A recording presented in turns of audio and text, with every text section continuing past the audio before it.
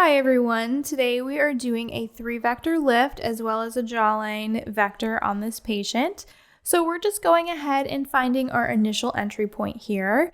You're safe anywhere along the zygoma, but I do like to have the patient smile and animate and find the point that's the least animated right along her cheekbone. This just ensures that when the patient is smiling and animating and going about daily life, that those threads aren't able to move and pop through that tissue. So if the patient does have active orbicularis oculi muscles, I will go in with some neurotoxin first and relax those muscles so the patient is less animated and we reduce the risk of those threads being able to pop through when the patient is smiling.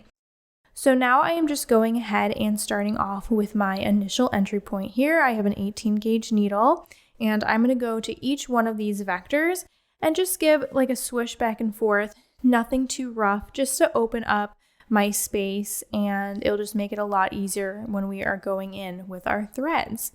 So just to each vector with the 18 gauge, and then we'll go ahead and provide just a local anesthetic with some 2% lidocaine. I did use Lido with Epi for my initial entry point, just to help with bleeding and just makes the treatment a little bit more clean. And now I'm going in with my cannula and I'm going to make a track for our threads as well as provide some local anesthetic.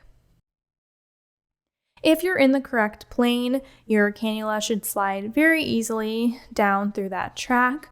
Of course, there are ligaments as well, so sometimes you can just push a little bit of lidocaine, give your cannula a twist, and you will glide right through. After I provided some local anesthetic, we're now going in with our first thread. I like to lift from top to bottom so I can kind of see our lift as we're going. And as you can see, I'm kind of checking my depth as we go along.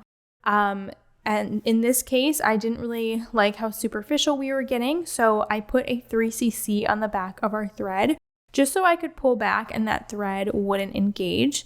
And it's very easily corrected, and as you can see, I popped right back into that correct plane. So I'm going to go ahead and take my 3cc off and then give a nice pull back and place my first thread. I like to move the thread out of the way and go in underneath, and we're just going to go ahead and repeat the same process and do the next vector. Again, like I said, if you are in the correct plane, they should glide very easily, and creating that path initially with the cannula will make this a lot easier. And as you can see, the patient is very comfortable as well. There is some pressure involved, but there really isn't a lot of pain. Especially after providing that local anesthetic.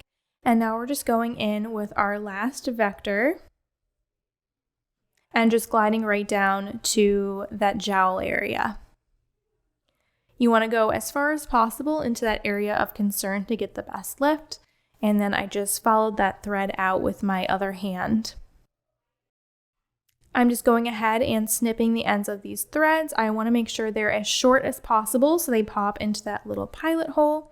And then I'm giving the patient a nice clean with some alcohol, and we'll go ahead and apply some Band-Aids. I have the patient leave the Band-Aids on for the rest of the day, and then they're allowed to take them off at night and just do a gentle cleanse and just keep the area very, very clean for the next 24 to 48 hours. So no makeup, face products, things like that, and they should avoid touching the area. And then I just go through and make sure that there's no areas where barbs need to be engaged. The threads are bidirectional, so I smooth both ways, and then I'm just going ahead and applying a little bit of arnica gel just to help with the bruising.